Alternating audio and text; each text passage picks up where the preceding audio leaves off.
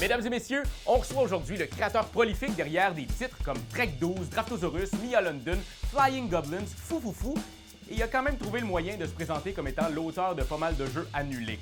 Voici le bras droit et le cerveau gauche de presque tous les auteurs de jeux de société modernes, Coco l'escargot en personne, Corentin Lebras. Salut Corentin, comment ça va? Salut Raphaël, ça va très bien toi? Ça va super bien. T'es comme notre troisième à jouer avec nous au temps du sablier. Est-ce que t'es stressé? Mais très, énormément. Non, pas du tout, ça va.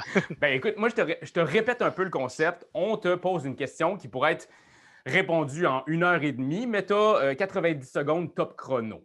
Fait que ça te va? Ouais, très bien. Alors, comme je disais en introduction, tu as fait beaucoup de jeux en duo, en co-autorat. Pour toi, qu'est-ce qui est charmant dans l'idée de créer à plusieurs têtes?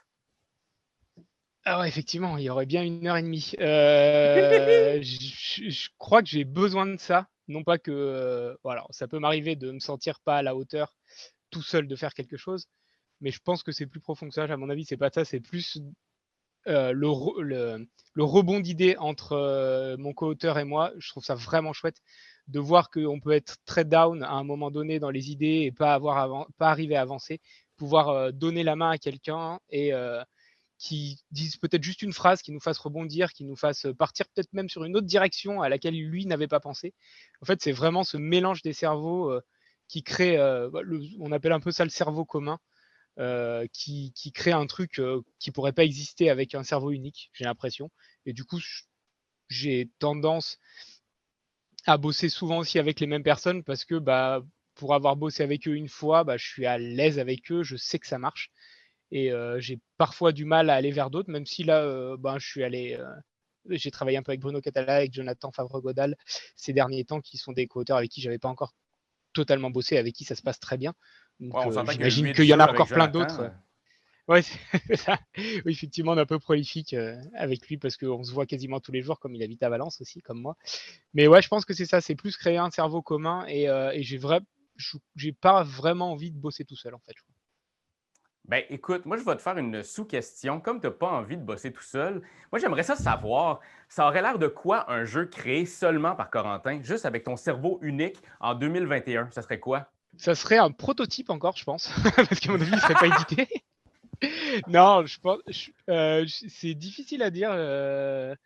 J'aime bien aller dans toutes les directions.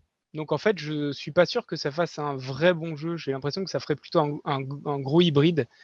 OK? Parce que j'aime bien avoir une idée de base sur une mécanique qui me plaît. En ce moment, ce serait plutôt le deck building, tu vois. Donc j'essaye de réfléchir un peu là-dessus. J'aime bien ensuite développer. Ça, c'est quelque chose que j'aime beaucoup développer, mais sur une idée déjà existante. Et après, finaliser, c'est pas mon fort, c'est pas ce que je préfère. J'ai tendance à être un OK. peu peut-être impatient, je dirais.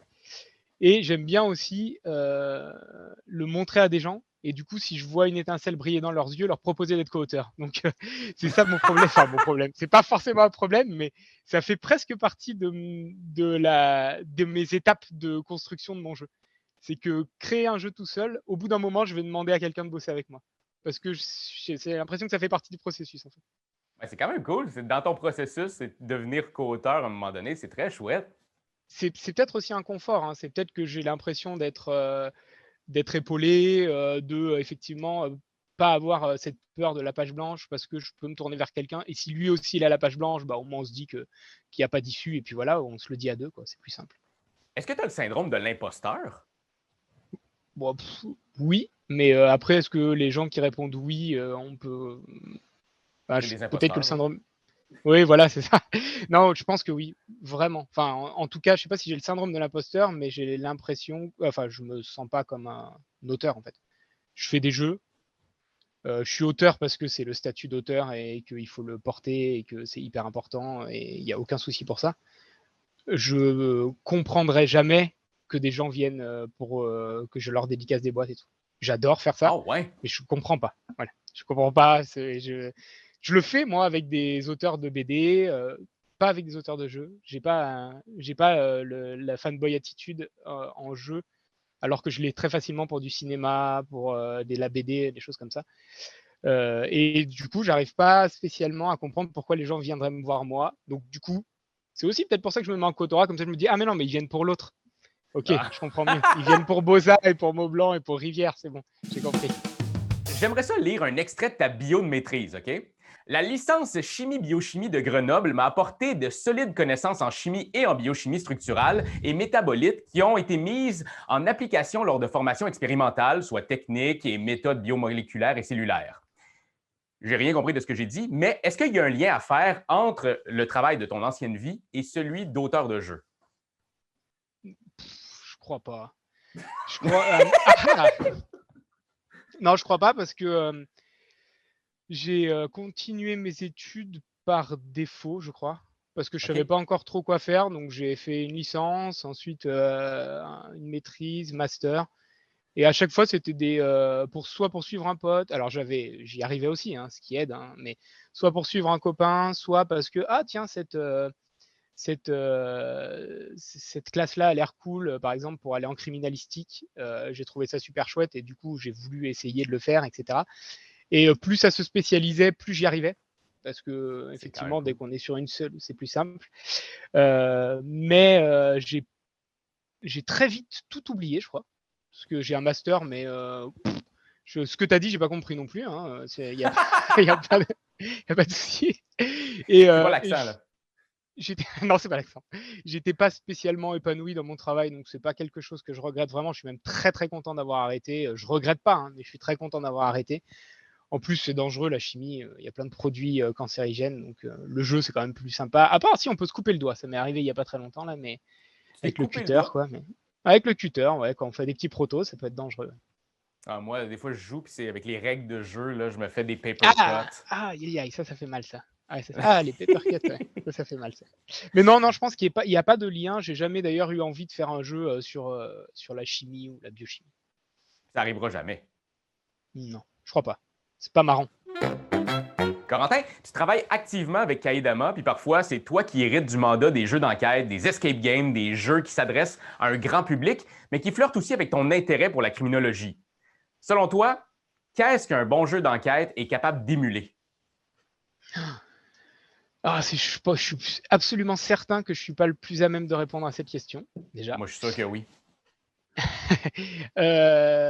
Si, bah, en fait, un jeu d'enquête, en fait, ce que j'aime bien, moi, retrouver dans un jeu d'enquête, c'est la sensation d'y arriver sur le fil, en fait. Et du coup, OK. que le jeu me donne l'impression que je sois intelligent parce que j'ai réussi, alors que c'était à peu près calculé que je l'ai réussi à ce moment-là, quoi. Je trouve que Exit arrive bien à faire ça. Unlock aussi à certains moments, mais c'est moins virtuose que Exit sur cet aspect-là. Après, Unlock a énormément de qualité. Mais ouais, c'est ça que j'aime bien, je pense, dans le jeu d'enquête. C'est vraiment juste ça. Après, après, il y aura le thème à côté qui pourra amener une préférence, etc., etc. Mais avoir l'impression de bloquer, et c'est très dur à faire en plus en tant qu'auteur, c'est-à-dire que ça soit que ça soit inaccessible juste au moment où on va presque abandonner et que en fait on trouve la solution et qu'on dit ah ben oui évidemment c'est ça, ah mais oui on est vraiment bon en fait, on a réussi à trouver et tout, et L'éclair c'est de ça, parce que génie, là. c'est exactement ça, si on bascule du côté de c'est beaucoup trop simple et on réussit en une seconde, bah le joueur est déçu, et à l'inverse si on n'y arrive absolument jamais, bah on laisse tomber, et du coup on est déçu aussi. Donc ça c'est un équilibre difficile à trouver, je pense. 90 secondes, mais ça n'a pas de bon Ouais, sens. mais T'es un écoute, gamer dans l'âme. ah bah attends. On te décrit souvent comme quelqu'un de hyper enthousiaste et curieux. Quand tu abordes la recherche d'un thème, est-ce qu'il peut arriver que ton côté geek prenne le dessus puis que tu te retrouves à pas utiliser du tout ce que tu as appris sur le sujet? À l'inverse, j'ai l'impression. Je pense que quand je pars beaucoup plus facilement du thème sur un jeu, même si ça peut m'arriver de partir de la mécanique, mais c'est plutôt le thème qui va me donner une idée de jeu. OK? Euh, mais non, je pars souvent d'un thème que je connais ou que j'ai appris à connaître ces derniers jours, et d'un coup je me suis dit, ah bah tiens, je pourrais en faire un jeu en fait. Je pars pas de quelque chose qui m'intéresse et que je vais aller creuser pour ensuite le mettre ou non dans le jeu, en fait. Je fais très peu de recherches au final sur le jeu. Par exemple, sur Trek 12 Amazonie, je me suis pas mis pendant un mois sur qu'est-ce que l'Amazonie, où est-ce qu'on va et tout. Je, je pars plus de mon. Ça peut avoir des défauts, hein, mais de mon imaginaire, de l'imaginaire fantasmé de ce que je m'imagine de l'Amazonie avec ces caricatures. Alors, on essaye de pas d'offenser personne, mais tu vois, ces grandes caricatures comme peut être Indiana Jones pour l'aventure ou des choses comme ça, c'est très caricatural. Ou ces raccourcis un peu simples, mais j'ai l'impression que c'est ce qui, d'un coup, va parler au plus grand nombre, en fait. Parce que aller dans le très spécifique sur un sujet, c'est intéressant parce que ça va être véridique, historique, etc., etc. Mais on va perdre beaucoup de gens, on va laisser beaucoup de gens sur le côté, ou en tout cas, ça va être très superflu. Et ça demande un travail quand même assez conséquent d'intégrer tout ça. Ça peut même des fois paraître intégré au chausse-pied en se disant, pour vraiment coller au thème, on va tout faire rentrer et ça peut être problématique pour le jeu. Puis est-ce que, dans le fond, le fait d'avoir des enfants a comme un peu changé cette manière-là pour toi? Est-ce qu'avant, tu étais quelqu'un qui était un petit peu plus tu faisais plus de recherches, mais là, tu te dis, mon Dieu, l'imaginaire peut tellement être foisonnant puis amener plein de trucs. Parce que tu crées beaucoup de jeux pour tes enfants, ce que j'ai appris. Là. Ouais, ouais. Alors, peut-être, moi, je crois plutôt que c'est parce que je suis un enfant dans ma tête, plus. Effectivement, ça l'a renforcé avec mes enfants, mais j'ai toujours eu. Je me qualifie plutôt d'instinctif, mais c'est plutôt effectivement plonger dans l'imaginaire et utiliser cet imaginaire, ce truc fantasmé qui, je trouve, colle vraiment mieux au jeu, en fait. Pas on n'est pas obligé d'être. Du coup, ça va complètement à l'inverse de ce qui était mon métier avant. Mais on n'est pas obligé d'être très dans le précis, dans le sûr, dans le certain, dans le véridique à chaque fois dans les jeux, justement. Je trouve que c'est ça qui est intéressant, c'est de casser un peu les codes, d'explorer d'autres voies sur un thème, de mélanger les thèmes. Par exemple, avec Arceus, on s'est permis de faire des pyramides dans du steampunk et puis basta, quoi. En fait, ça nous plaisait parce qu'on pouvait le faire. En fait, grâce au jeu, on peut le faire. Donc, Ouais. on s'est dit que c'était cool, que ça pourrait plaire à des gens, donc on l'a fait. Et là, il n'est plus vraiment question de trucs véridiques ou de recherche, en fait. Ou alors plus de recherche dans l'imaginaire, c'est-à-dire effectivement, on va aller se balader sur Google, sur Pinterest, en tapant les mots-clés steampunk et pyramide pour voir ce qui un peu a été fait, ce qui peut nous ouvrir des idées, etc. etc. Fait Donc, que t'es le je pense que Tarantino du monde du jeu. Là. T'es quoi Oui, un peu. Ah, écoute, maintenant que tu le dis, peut-être. Corentin, tu es un méga fan du Japon. D'ailleurs, tu dis que Ouais. tout est vraiment meilleur au Japon. Les tables sont mieux faites, les feux de circulation sont mieux faits aussi, l'eau goûte meilleure. Est-ce que tu es capable de nous nommer une chose que tu n'aimes pas du Japon, outre les guichets automatiques mangeurs de passeport? Ah, putain, bien renseigné quand même. Donc, oui, effectivement, les guichets automatiques qui mangent les passeports, c'est pas sympa, mais je crois pas que ce soit la faute du Japon, c'est plutôt de ma faute, ça. Peut-être un peu. Peut-être. Quelque chose que j'aimerais pas au Japon. Je suis absolument zéro objectif sur le Japon, en fait. Il y a évidemment plein de choses qui sont pas bien, j'en suis certain, mais comme tu le dis, vraiment au Japon, j'ai déjà dit, non, mais le bois, il est vraiment mieux au Japon quand même. Alors que ça a vraiment zéro sens, un petit comme ça. Mais à ce moment-là, je trouve que c'était hyper sensé. Donc, rien, non, tout est bien. Tout est bien, même l'ennui, c'est bien au Japon. L'ennui au Japon est meilleur. Mais oui, évidemment. Qu'est-ce que ça veut dire Akashinai ou Akashinai?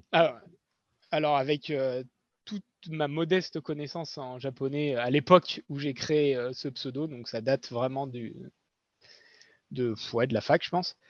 Aka, ça veut dire rouge, et Shinai, c'est le katana en bois qu'on utilise pour s'entraîner. OK. Donc c'est le katana en bois rouge. Voilà, ça me décrit assez bien, je trouve d'ailleurs. Ouais, je pense que oui, le katana en bois rouge, moi, c'est exactement la première chose. C'est ton totem, c'est ton animal totem, je te dirais que c'est ça. Tout à fait, exactement. Et Puis est-ce que tu... je sais pas, Vas-y. pardon, ouais, non, j'ai du temps, alors tu me laisses un peu le temps, je finis. Ben oui, vas-y.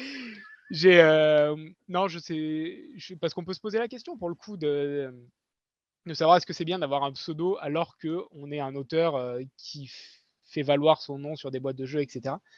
Je me suis posé la question pas mal de fois. J'en suis arrivé à la conclusion que je m'en foutais, mais c'est une vraie question en fait, parce que effectivement, il y a des fois où je suis pas tagué sur des posts ou sur certains trucs Instagram, Facebook ou dans des articles. Parce que les gens tapent arrobase Corentin Lebras et ils cherchent. Et en fait, Voilà. des fois ça tombe, des fois non. Et c'est moins évident, je pense, pour le référencement. Mais bon. Ça m'est jamais arrivé de le faire, mais je voudrais savoir, est-ce que tu recommanderais aux gens qui t'écoutent présentement de manger une boule complète de wasabi? Alors oui, parce qu'on a bien rigolé. Non, oui, effectivement, je suis adepte de tout ce qui est japonais, ça tu savais, mais surtout, j'aime bien les petits défis comme ça, un peu débiles, qui j'ai l'impression, vont faire rire mes potes. Et si ça me met dans un embarras, c'est pas très grave, parce que c'est marrant en fait. Et j'ai fait ça effectivement avec une boule de wasabi et c'était pas si agréable que ça, Ah étonnamment. oui? Non, OK. oui, ça m'a bien brûlé. J'ai fait pareil avec du piment, avec un autre groupe de copains. Et ça m'arrive assez régulièrement. Alors, je sais les limites et effectivement, je vais pas sauter de 3 étages pour faire rire des potes. Mais, mais j'aime bien créer des situations un peu cocasses si c'est possible comme ça, de faire certains trucs un peu rigolos, c'est toujours cool. Même pour aller plus loin sur les défis, j'ai bouffé un hamburger de 1,3 kg de viande. Du coup, voilà, tu vois, et c'est con quand même. Je suis d'accord, hein, je le referai plus jamais. J'ai dit à mes enfants, ne faites jamais ça. Mais je l'ai fait. Mais est-ce que tu es fier maintenant? Bon, non, mais vraiment pas. En plus, c'était pour gagner un t-shirt nul. Enfin, vraiment, c'était c'était pas bien, quoi. Alors là, moi, je veux rentrer dans le vif du sujet. Soundmaker, qui est là de Soundmaker, c'est un de tes plus récents jeux qui s'inscrit dans Ouais. ta collection grandissante de jeux de party. Puis quand on te demande Mm. quels sont tes jeux préférés, tu vas souvent parler de Space Alert, Galaxy Trucker, qui sont essentiellement des party games pour gamers. Ouais, Qu'est-ce qui te c'est vrai. fait vibrer, toi, chez un party game? Alors, en fait, je crois que c'est la même réponse pour tous les types de jeux. Parce qu'en fait, OK? c'est pas le jeu en lui-même, c'est vraiment les gens qu'il y a autour de la table. C'est un peu cliché de dire ça parce que dans le milieu, j'ai l'impression qu'il y a beaucoup, beaucoup de gens qui disent ça. Mais vraiment, j'ai passé des meilleurs moments avec un jeu tout pourri et la meilleure bande de potes qu'avec un super jeu et des gens que je connais pas, en fait. Ouais. Et je pense que ouais, le jeu, c'est vraiment un vecteur pour s'amuser. C'est un outil pour s'amuser et il y en a qui sont super bien faits pour ça et qui peuvent créer des situations, même avec des gens qu'on ne connaît pas et tout. Donc, il y en a qui fonctionnent vraiment bien comme ça. Mais moi, le plus important, c'est vraiment avec qui je joue. Et je vais refuser de jouer. Ça peut m'arriver, si je suis mal luné, de refuser de jouer à un bon jeu avec des gens que je connais pas ou que j'apprécie moins. Ouais. Ou alors de jouer à un mauvais jeu avec des gens que j'aime bien. À la cafetière, ça nous arrive des fois de jouer à des jeux qu'on qualifie de horribles, mais d'y jouer une ou deux fois parce qu'on est ensemble et qu'on va un peu bitcher sur le jeu, évidemment, mais surtout qu'on va s'amuser autour de la table, quoi. Alors, Corentin, tu playtestes souvent avec tes enfants. Et moi, j'ai une question pour toi. Qu'est-ce qu'un enfant est capable de donner comme retour qu'un playtester adulte ne pourrait pas faire? C'est une très bonne question, ça. Je me suis qualifié tout à l'heure d'instinctif. Ouais. Donc, c'est pas évident d'analyser tout. Je prends les attitudes parce que l'enfant, il va pas tricher, il va pas vouloir te plaire, je crois. Ah, j'avais jamais Ouais. réfléchi à. C'est une très bonne question. J'avais jamais réfléchi, mais je crois que l'enfant, il va jamais vouloir te plaire. Enfin, il fait pas tout pour te plaire, alors que mes collègues qui vont tester mes jeux, des fois, ils peuvent être soit un peu complaisants, ou en tout cas, ils vont pas vouloir froisser, etc. Il y en a d'autres qui peut-être vont vouloir donner leur avis, positif ou négatif, parce qu'ils ont l'impression qu'il faut qu'ils le donnent, etc. Ouais, ouais. Les enfants, en fait, c'est ce qu'on fait en règle générale, même quand on donne notre avis, quand des testeurs donnent leur avis, on n'écoute pas forcément ce qu'ils disent, on les regarde plutôt jouer, on essaie d'analyser plutôt le non-verbal, en fait. Et avec des enfants, ça, c'est parfait. Parce qu'en fait, si je vois qu'ils commencent à détourner la tête au bout de 2 tours de jeu ou qu'à l'explication, ils ont absolument rien compris ou qu'ils font autre chose, c'est que ça n'a pas capté déjà, c'est que j'ai pas réussi à capter leur attention. S'ils m'en redemandent une derrière, c'est que ça fonctionne, en tout cas que ça il y a un intérêt, quoi. Donc c'est plutôt tous ces petits trucs où ils vont pas jouer, ils vont être très naturels. Ils vont pas tester un prototype en fait. Ils vont jouer à un jeu en fait. C'est ça. Donc ils jouent au jeu. Et avec tout ce que ça peut avoir derrière, c'est-à-dire ils vont réagir comme si c'était un vrai jeu auquel ils avaient joué. Hey, on a fait quand même plusieurs recherches sur toi. On a regardé un peu partout, puis on essaie des fois de comprendre pourquoi on apprend certaines affaires. Puis il y a une affaire qu'on n'a jamais compris pourquoi. Puis je vais te la poser, cette Dis-moi tout. question-là. Pourquoi Johnny Depp? Raconte-nous une chose que personne connaît sur Johnny Depp, sauf toi et lui. Oh la vache. J'ai été très fan de Johnny Depp à une époque. Je sais pas mal de trucs parce que j'ai lu des essais sur lui, j'ai lu pas mal de biographies et tout, mais ça fait un bail que, que j'ai lu ces choses-là, donc je me rappelle pas de tout, mais effectivement à la maison j'ai tous les DVD de Johnny Depp jusqu'en 2010 peut-être. Quand même. Donc je les ai tous vus et notamment il a joué dans un film avec Leonardo DiCaprio qui s'appelle Gilbert Grape, Ouais. qui est très bien. Et ça, peut-être qu'il n'y a pas beaucoup de monde qui le savent parce que c'est un film pas très connu. Et Leonardo DiCaprio lui vole même la vedette, je pense, dans ce film parce qu'il est assez exceptionnel. Il est très jeune, enfin il est jeune enfant et c'est un très chouette film. Voilà, il y a Pirates des Caraïbes évidemment, mais des films comme Benny and June ou Gilbert Grape, c'est vraiment des petits bijoux quoi. C'est un très très bon acteur. C'est dommage qu'il soit un peu perdu, mais il était vraiment très bon. Ouais. Tu dis souvent que tu n'aimes pas vraiment les conventions, que les rendez-vous, c'est chiant. Est-ce que c'est une excuse parce que tu t'ennuies trop de tes enfants ou parce que tu es épuisé de tout le temps perdre ton passeport, tes clés et tes sacs? La vache, tellement d'infos sur celle-là. Oui, j'aime pas trop, je crois, les salons. Je crois, en plus, tu vois, je suis pas sûr, mais j'aime pas trop ça, présenter mes jeux et tout. C'est dommage, hein, parce que c'est une grande partie de mon métier. C'est peut-être aussi pour ça que je fais du co-autorat d'ailleurs. Je laisse tout faire à mon co-auteur.